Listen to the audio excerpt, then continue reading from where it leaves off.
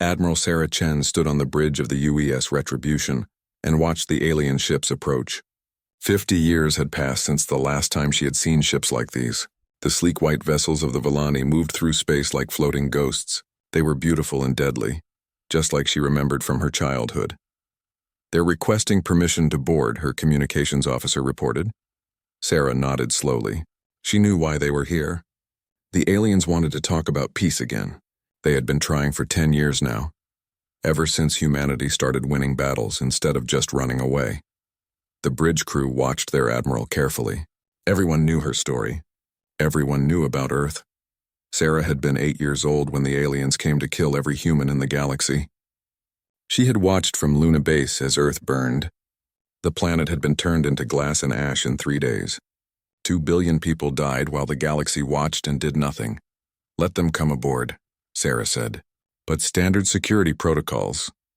20 minutes later, Ambassador Kethvar floated into the meeting room.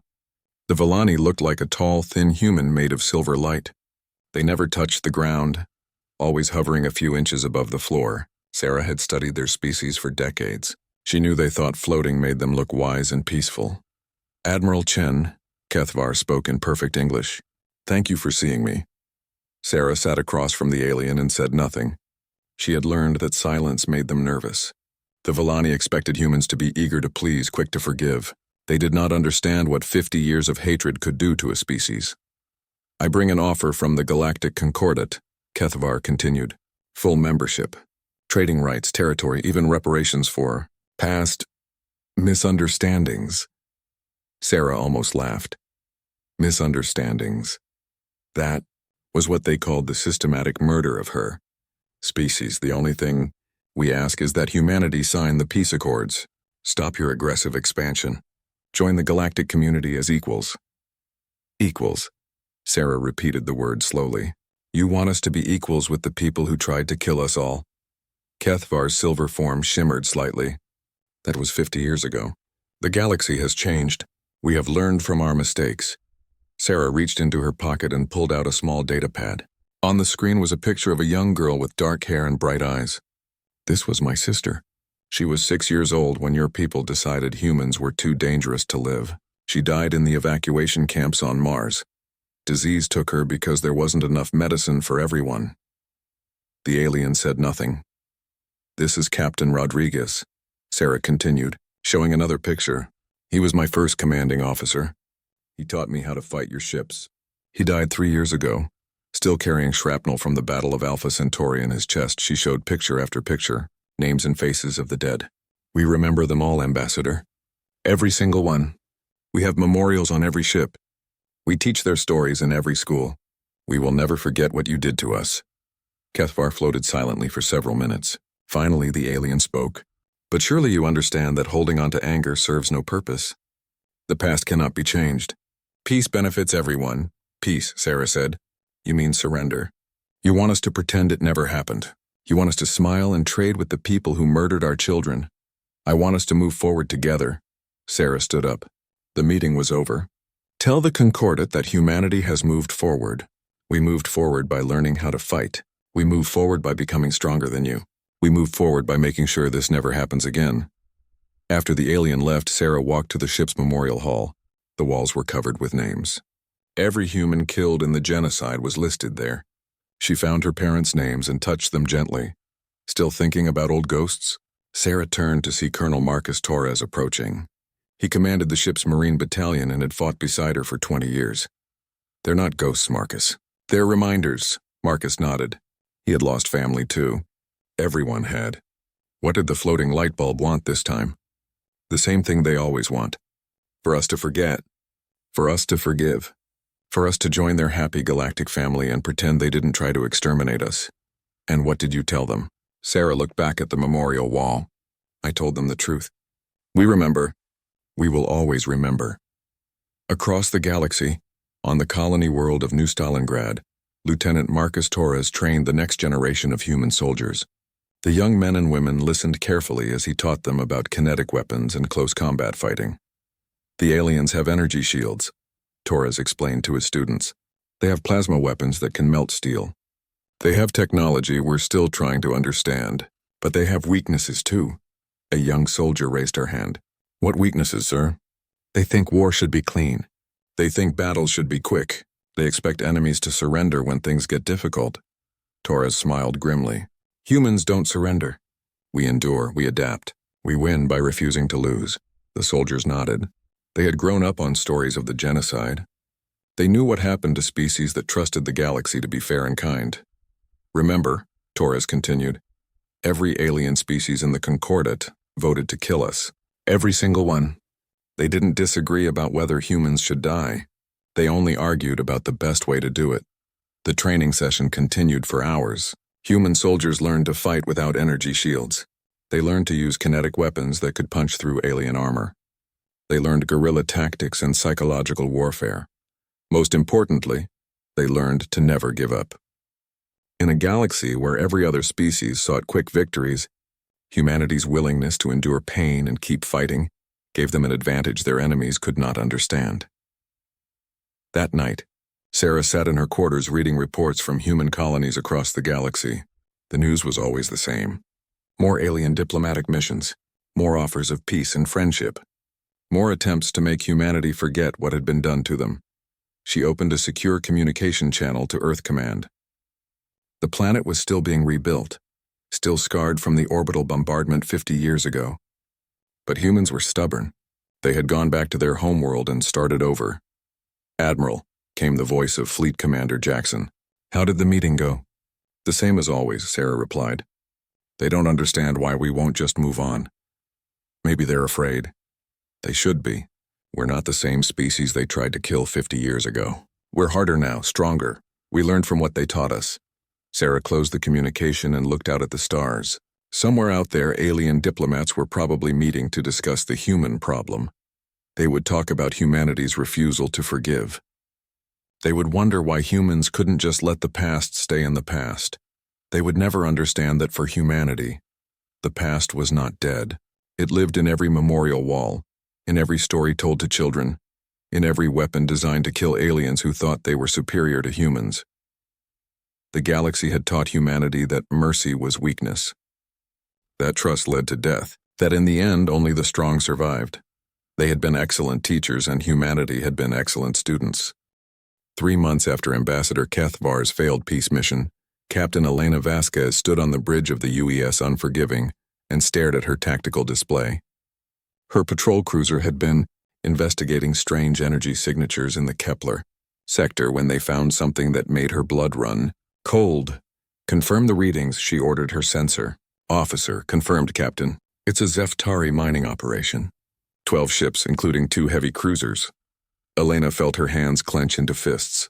The Zeftari were spider-like aliens with 8 legs and mandibles that could crush steel. During the genocide, they had been among the most enthusiastic killers. Their soldiers had taken pleasure in hunting down human civilians. What are they mining? She asked. Unknown metal signatures. But Captain... The sensor officer's voice trailed off. What is it? The debris field they're mining. It matches the composition records for New Geneva. Elena's world stopped. New Geneva had been a thriving human colony before the war. 2 million people had lived there. Men, women, children building new lives among the stars. The Zeftari had vaporized the entire planet with antimatter bombs. For 50 years, the aliens had been mining the remains of New Geneva. They had been making profit from the corpses of 2 million humans. Communications, Elena said quietly. Open a channel to the Zeftari fleet. The main screen flickered to life, showing the insectoid face of a Zeftari commander. Its compound eyes reflected light like black mirrors. Human vessel, the alien clicked in broken English. You are in Zeftari territory. Leave immediately. This system belonged to humanity before your people murdered everyone who lived here. Elena replied. You're stealing from the dead. The Zeftari's mandibles clicked in what might have been laughter. Dead humans have no use for metal. We take what we need. You leave now or we make you leave. Elena looked around her bridge. Her crew of 40 humans against 12 alien ships. In the old days before the genocide, human commanders would have retreated. They would have filed a diplomatic protest and hoped someone else would solve the problem. Weapons officer, Elena said calmly. Target their mining ships. Engineering, prepare for combat maneuvers, was Captain, her first officer whispered. We're outnumbered 12-1, Elena smiled coldly. Then it's a fair fight. The Zeftari commander's image flickered with surprise. You are one small ship. We are many. You cannot win. You're right, Elena agreed. We can't win. But we can make sure you lose too. The battle began when the UES Unforgiving launched its first missile salvo. Human kinetic weapons were crude compared to alien energy guns, but they had advantages the aliens never expected. Kinetic rounds didn't care about energy shields. They punched through alien armor using simple physics. The first Zeftari mining ship exploded in a ball of fire and twisted metal. Impossible, the alien commander snarled. Your weapons are primitive. Primitive works just fine, Elena replied as her ship's guns destroyed a second mining vessel. The Zeftari heavy cruisers moved to attack, their plasma cannons charging with deadly light. But Elena's ship was already moving, using maneuvers the aliens couldn't predict. Human pilots had learned to be creative. They had learned that sometimes the crazy plan was the only plan that worked. The UES Unforgiving dove straight at the nearest heavy cruiser, launching missiles at point-blank range. The alien ship's shields held, but the kinetic impact sent it spinning out of control. You fight like animals, the Zeftari commander broadcast. You taught us how, Elena replied. The battle lasted 6 hours. By the end, 11 of the 12 Zeftari ships were destroyed or disabled. The UES Unforgiving was badly damaged but still fighting. Elena's crew had taken no prisoners. They had shown no mercy. The surviving Zeftari ship tried to flee, broadcasting surrender signals. Elena ignored them. She had seen what these creatures did to surrendering humans 50 years ago. The last alien ship died in silence, its hull cracked open by human guns. In the aftermath, Elena stood in her ship's medical bay and watched the doctors treat her wounded crew. 7 humans had died in the battle. 7 more lives lost to alien arrogance. Captain, her communications officer called. We're receiving messages from across the galaxy. The Zeftari are demanding justice for their destroyed ships. The Galactic Concordat is calling for an immediate ceasefire. Elena laughed bitterly. Justice? They want justice? Where was justice when they murdered New Geneva? News of the battle spread quickly through both human and alien space. On Earth, people celebrated in the streets. Humanity had finally stood up to their oppressors. But in alien capitals, emergency meetings were called. Ambassador Kethavar found himself summoned before the Concordat High Council. The chamber was filled with representatives from dozens of species, all talking at once about the human problem. They refused to be reasonable, complained the Wraith Collective, a species of gaseous beings who spoke in electronic whispers. We offer them peace and they respond with violence. Perhaps we were too hasty in our peace offerings, Ain suggested the Kel ambassador, an insect creature similar to the Zeftari. Humans are clearly still too primitive for civilization. Kethavar floated silently as the other species debated. He had spent months studying human history, trying to understand why they would not accept peace. What he had learned disturbed him. The humans are not being unreasonable, he finally said. They are being human. The council chamber fell silent. We tried to exterminate their species, Kethavar continued. We killed their planets. We murdered their children. And now we expect them to forget? To forgive? To trust us? That was 50 years ago, protested the Apex Dominion representative, a proud warrior species that valued honor above all else. Ancient history. Not to them, Kethavar replied. To humans it happened yesterday. They remember everything. Every name. Every face. Every crime we committed against them. On the human colony of New Stalingrad, Dr. James Wright sat in his study surrounded by documents and data files. The elderly scientist had spent decades cataloging every atrocity committed during the genocide. His work had become the definitive record of alien crimes against humanity. The Zeftari massacre of New Geneva, he typed into his computer. 2 million civilians killed by antimatter bombardment. No military targets present. Survivors hunted down and executed by Zeftari ground forces. Wright had similar entries for hundreds of human worlds. Billions of deaths, all carefully documented, all remembered.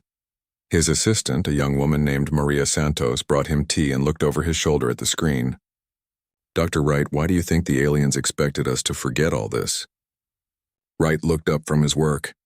His hair was white now, his hands shaky with age, but his eyes still burned with purpose. Because they forgot, Maria. The galaxy has a convenient memory. They remember their own suffering, but forget the suffering they cause others. But humans don't forget. No, Wright agreed.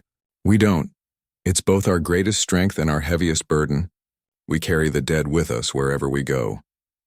That night, Wright received a message from Admiral Chen. The fleet commander wanted his latest research for a presentation to Earth Command. The military was planning something big, though Wright didn't know what. Doctor, the Admiral's message read, I need every detail about alien war crimes, every documented atrocity, every piece of evidence that shows what they did to us. Can you have it ready in a week?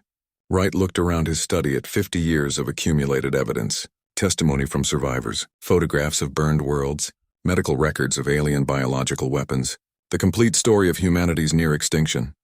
Yes, he typed back. I can have it ready.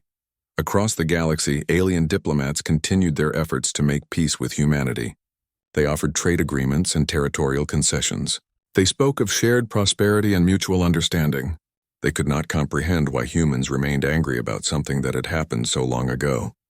What they failed to understand was that for humanity, the genocide was not history. It was prophecy, a warning of what happened to species that trusted the galaxy to be fair and kind. The aliens had taught humanity that in the universe, the strong devoured the weak. That mercy was seen as weakness. That survival required strength and the will to use it. Now humanity was strong, and they remembered everything their teachers had shown them. In the depths of space, human shipyards worked around the clock building new vessels of war. In training academies, young soldiers learned to fight with the fury of the wronged and the skill of the desperate. In research laboratories, scientists developed new weapons designed specifically to kill aliens who thought themselves superior to humans. The galaxy wanted peace, but peace to aliens meant humanity should forget, should forgive, should trust, and humanity had learned that trust was the first step toward extinction, so they prepared for war instead, carrying the names of the dead like weapons in their hearts. 1 year after the Battle of New Geneva, the galaxy's most powerful species gathered on the neutral world of Sanctuary for the Summit of Eternal Peace. The planet had been chosen for its beauty and isolation, far from any military installations or territorial disputes. Ambassador Kethvar arrived with the Villani delegation, his silver form flickering with nervous energy. Around him, representatives from dozens of species filled the great conference hall. The Wraith Collective floated as clouds of sentient gas. The Kel delegation clicked and chittered in their insectoid language. The proud Apex Dominion warriors stood tall in their ceremonial armor. At the center of the circular chamber sat a small table with a single human representative. Commander Lisa Park was a mid-level diplomatic officer, not even an ambassador. Her presence was almost insulting to the gathered alien dignitaries. We welcome our human friend to this historic gathering, announced the Sylvan Communion's representative, a tree-like being whose bark shimmered with bioluminescent patterns.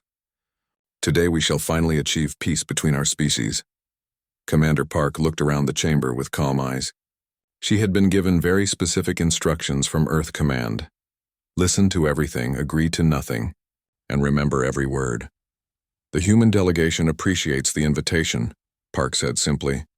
The Wraith Collective spoke first, their electronic voices echoing through the chamber.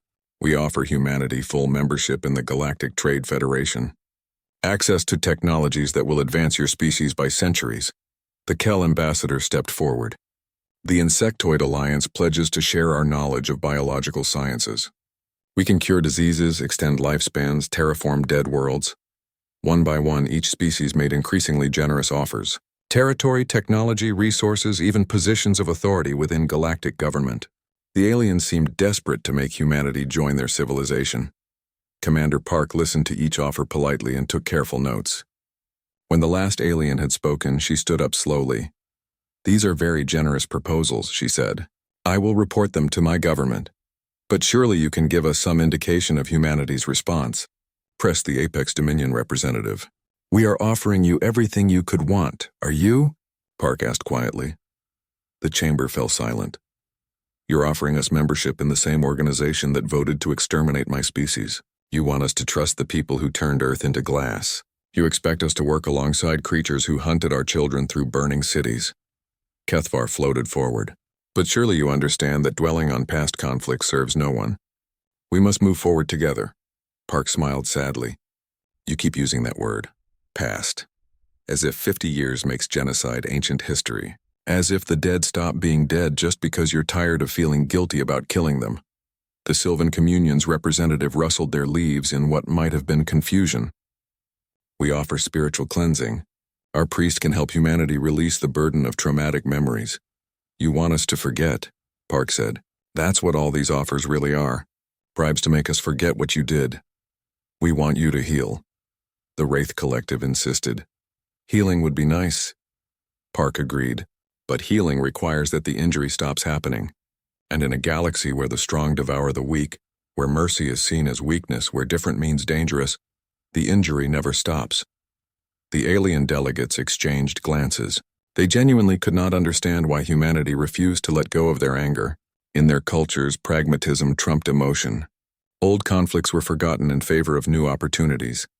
What they didn't know was that hundreds of light years away, human intelligence operatives were uncovering evidence of a new conspiracy. Colonel Zhang Wei crouched in the ventilation system of a Zeftari space station, listening to the conversation below through his translation device. The spider-like aliens thought they were speaking privately, but human spies had become very good at being invisible. The humans refused to be reasonable, clicked one Zeftari commander. They cling to old grudges like primitive savages. Then we must provide them with new motivation, replied another. Fear worked once. It will work again. Zhang's blood ran cold as he listened to the aliens plan humanity's second extinction. This time they would be more subtle. Biological weapons that looked like natural plagues, sabotage that appeared to be equipment failures, psychological warfare designed to drive humans to suicide. We made a mistake the first time, the lead conspirator explained. We acted openly, giving the humans a clear enemy to fight. This time they will die slowly, quietly, without ever knowing who killed them. Zhang recorded everything and began the dangerous journey back to his extraction point. This intelligence had to reach human command immediately. Meanwhile, on Earth, Dr. James Wright was putting the finishing touches on his life's work. The elderly historian had spent decades documenting every crime committed against humanity during the genocide. His research filled entire libraries and had become required reading in human schools across the galaxy. Professor Wright? His assistant Maria Santos knocked on his office door. The Earth Command courier is here for your files. Wright looked around his study at the accumulated evidence of 50 years. Testimonies from survivors, medical records of biological weapons, photographs of burned worlds, the complete story of humanity's near extinction. Tell them it's ready, he said quietly. As the military courier loaded Wright's research onto secure data drives, the old professor sat back in his chair and closed his eyes. He was dying, his body finally succumbing to radiation exposure from his childhood on the refugee ships.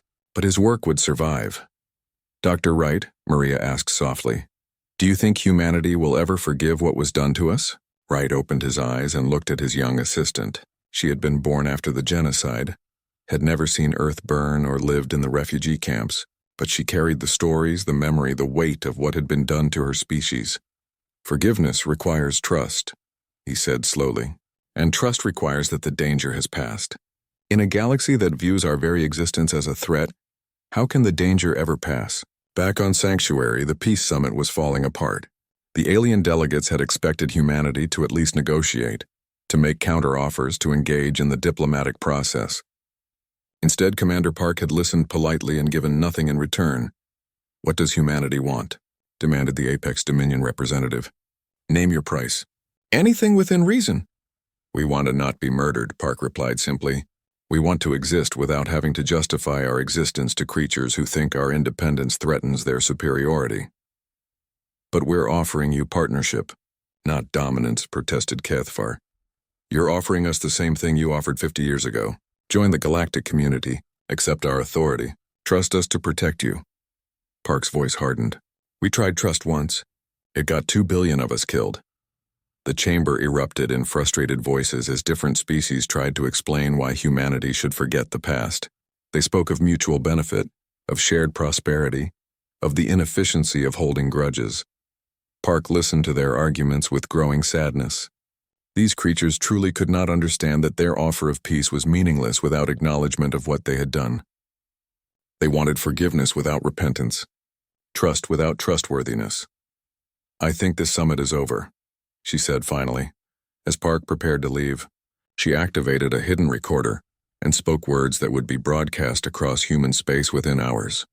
"To all human colonies, all human ships, all human citizens, wherever you may be, the galaxy has made its position clear. They want us to forget. They want us to forgive. They want us to trust the people who murdered our world and called it justice." She looked directly at the alien delegates as she spoke. "But we will not forget. We will not forgive. And we will never again trust creatures who see our strength as a threat and our independence as an insult. If the galaxy wants peace, they know where to find us. But peace will come on our terms, not theirs." Park left the chamber in silence, her footsteps echoing in the vast space. Behind her, alien diplomats argued and planned and tried to understand how humanity could be so unreasonable. What they failed to grasp was that humanity was being perfectly reasonable. They had learned the galaxy's rules. The strong survived, the weak died, and mercy was a luxury that got you killed. Humanity had become strong. And they intended to stay that way. In the depths of space, human fleets prepared for the war they all knew was coming. Intelligence reports from Colonel Zhang and dozens of other operatives painted a clear picture. The aliens would try again, more subtly this time, but with the same goal: the complete extinction of humanity. But this time would be different. This time humans were ready. This time they would not be the victims. This time they would be the teachers. And the galaxy would learn what happened to species who mistake human patience for human weakness. The lessons would be written in fire and blood, just as the aliens had taught them 50 years ago. The second war against humanity began not with explosions or battle fleets, but with silence. The human colony of New Carthage simply stopped answering communication requests. Then New Damascus went quiet, then Port Liberty. Admiral Sarah Chen stood in the command center of Earth Defense Command, watching red markers appear on the galactic map as human colonies vanished from contact. 20 worlds in 3 weeks. No distress calls. No signs of battle. Just silence. What are we dealing with? She asked Colonel Zhang Wei, who had returned from his intelligence mission with disturbing news. "Biological warfare," Zhang replied grimly. "Engineered plagues that target human DNA specifically. They're designed to look like natural diseases, random mutations that just happen to kill only humans." Sarah studied the tactical display. The vanished colonies formed a pattern, a slow circle closing in on Earth and the core human worlds. They learned from last time. No grand fleets, no obvious attacks, just quiet murder. "It gets worse," Zhang continued. "My sources indicate they're also targeting our technology. Computer viruses that cause life support failures, nanomachines that make our ships break down, all designed to look like accidents." Dr. Elizabeth Harper, the new head of human biological research, stepped forward. "Admiral, I've analyzed the plague samples we recovered from New Carthage. This is sophisticated work, multiple species cooperating to create the perfect human killer." Sarah felt the familiar burn of rage in her chest, but she kept her voice steady. "How long do we have?" "The plague has a 6-month incubation period," Dr. Harper replied. They wanted to spread it as far as possible before anyone realized what was happening. But once symptoms start, death follows within days. Casualties. New Carthage had 2 million residents. New Damascus had 3 million. Port Liberty, Harper's voice trailed off. "They're all gone, Admiral. Every human on those worlds is dead or dying." Sarah closed her eyes and saw the faces of her sister, her parents, all the dead from the First War. Now there were millions more to add to humanity's memorial walls. "Ma'am," called out Communications Officer Davis, "we're receiving a transmission from the Galactic Concordat. They're offering humanitarian aid." Sarah's eyes snapped open. "Put them through." Ambassador Kethvar's silver form appeared on the main screen, flickering with what might have been concern. "Admiral Chen, we have heard about the terrible plague affecting your colonies. The Concordat offers immediate medical assistance, evacuation ships, whatever you need." "How considerate," Sarah replied coldly. "Tell me, Ambassador, how did you learn about our plague so quickly? We only confirmed it ourselves 3 hours ago." Kethavar's form wavered slightly. "Our monitoring stations detected the communications blackouts. We naturally assumed some disaster had occurred." "Naturally." Sarah stepped closer to the screen. And I suppose it's just a coincidence that this plague only affects humans? That it targets our specific genetic markers with impossible precision? Terrible mutations can be very specific, Keithavar said. But his voice lacked conviction. Sarah smiled, and the expression would have terrified anyone who knew her well. You're right. Mutations can be very specific, especially when they're designed in laboratories by creatures who want to finish what they started 50 years ago. The transmission ended abruptly. Around the command center, human officers began preparing for war with the grim efficiency of a species that had learned survival through pain. Orders, Admiral? Asked General Morrison, commander of human ground forces. Sarah looked at the galactic map, at all the red zones where human colonies had gone silent, at the approaching plague that would kill billions more if left unchecked, at a galaxy that had decided humanity needed to die.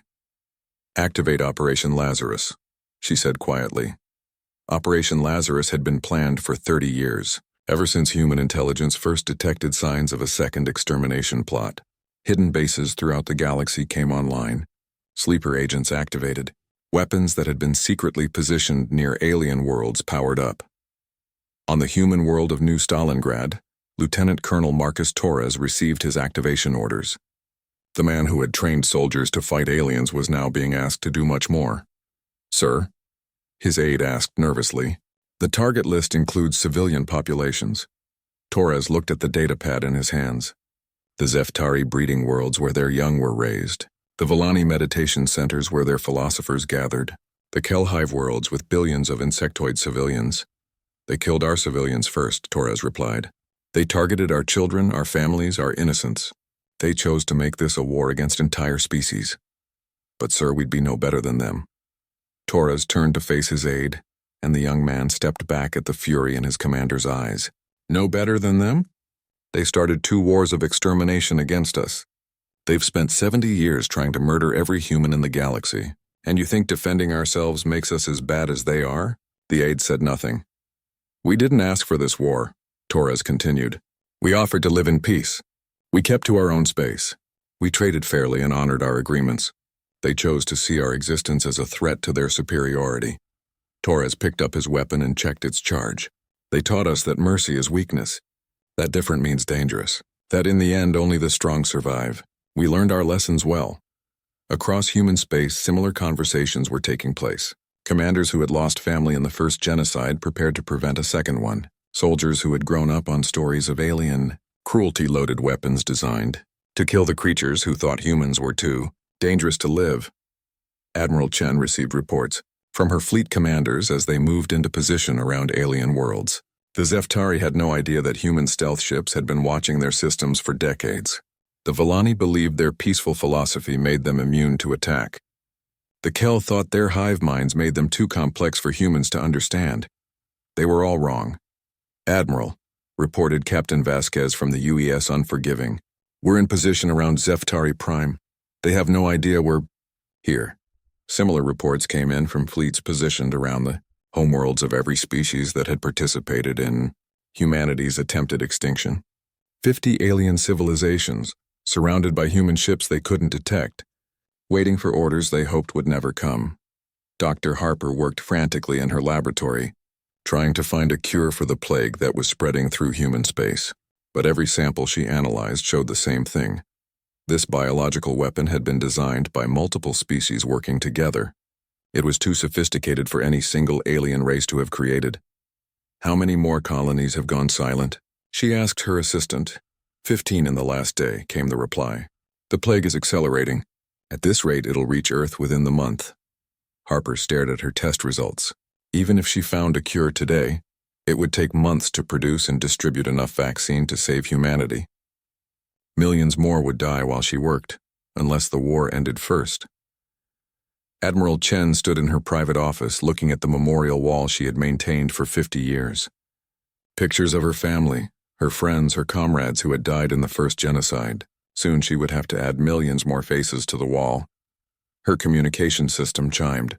Colonel Zhang was reporting from the field. Admiral, we've confirmed the source of the plague.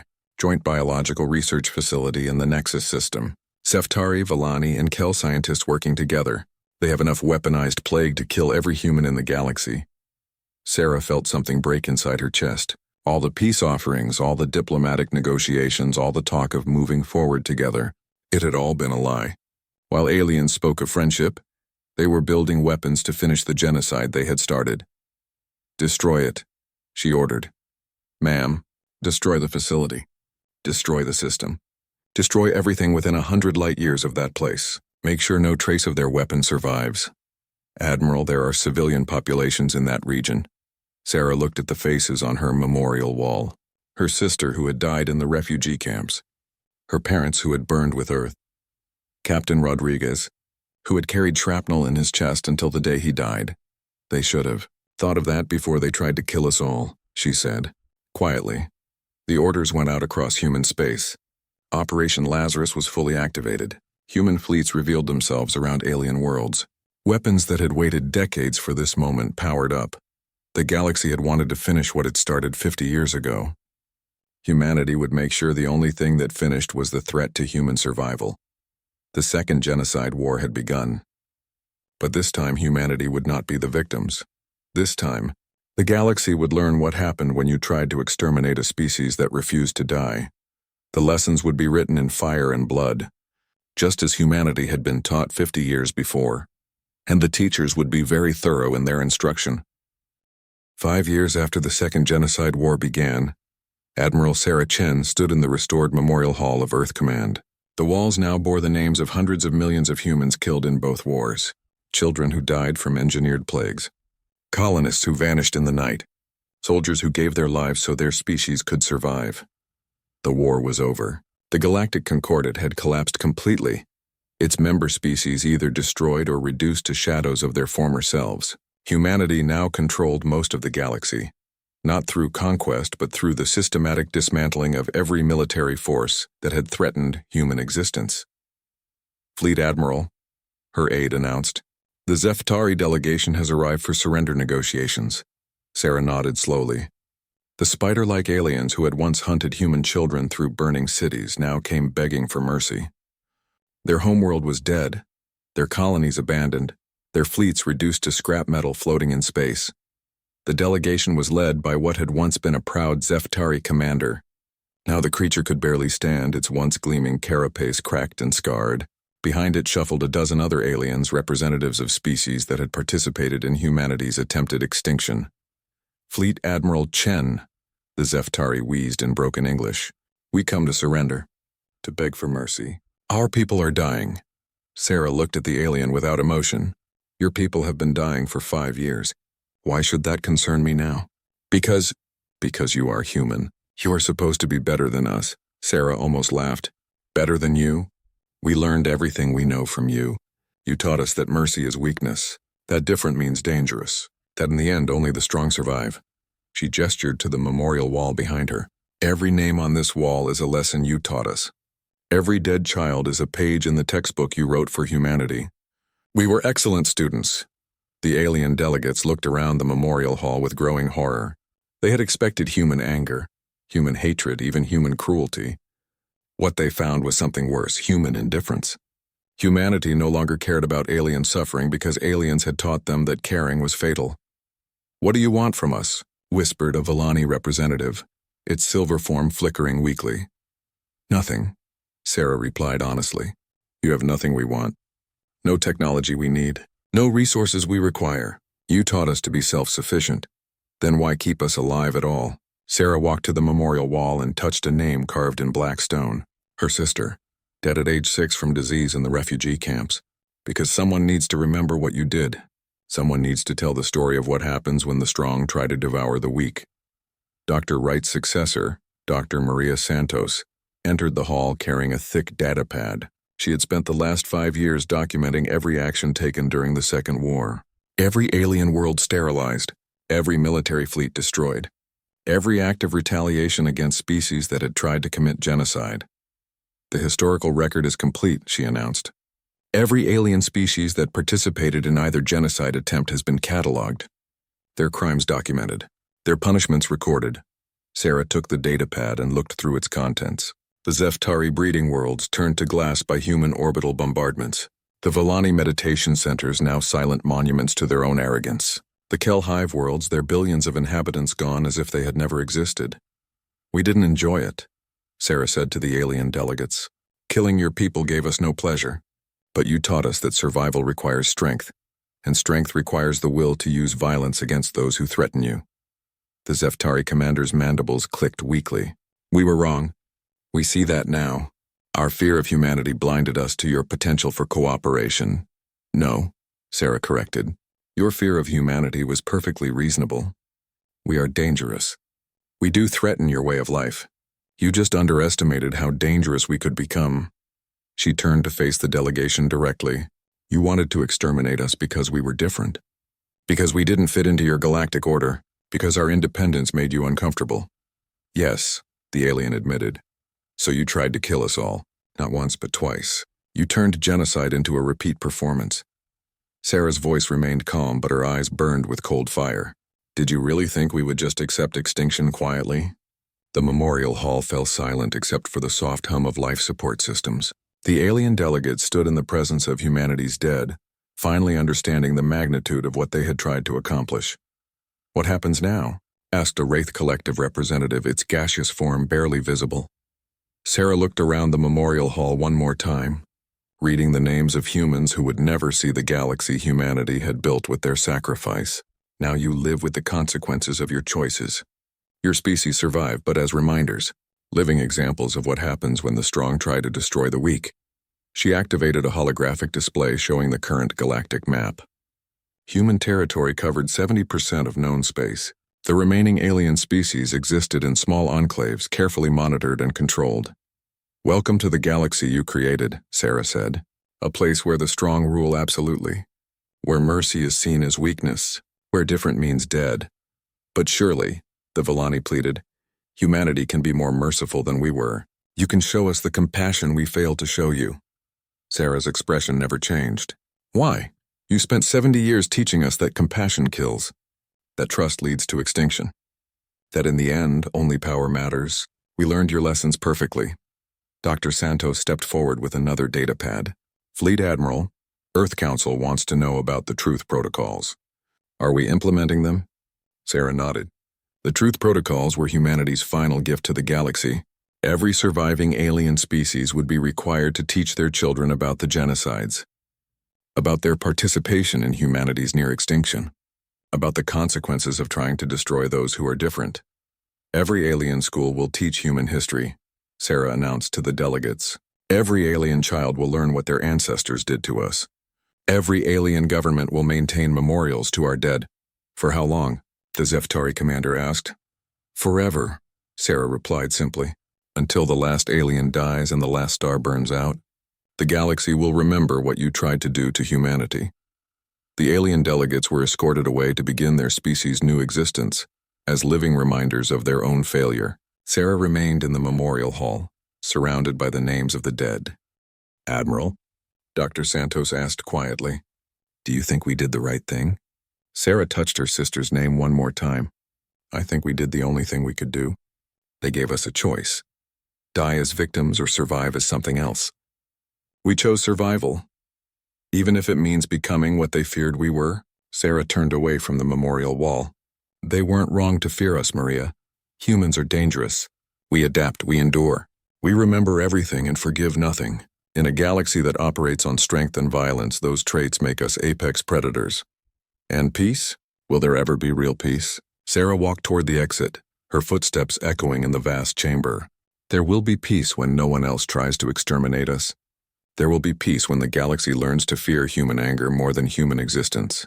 She paused at the doorway and looked back at the memorial wall one last time. Until then, we are the memory of the dead, and we will not be silenced.